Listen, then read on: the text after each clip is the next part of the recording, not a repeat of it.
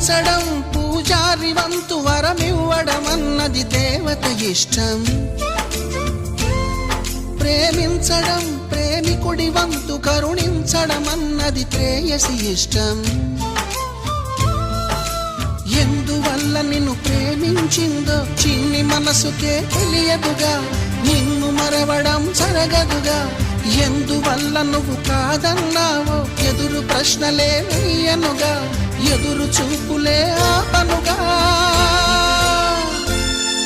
ఏనాటికో ఒకనాటికి నీ ప్రేమ సాధిస్తా. నిన్ను చూడాలని ఉన్నా, నిన్ను చూడాలని ఉన్నా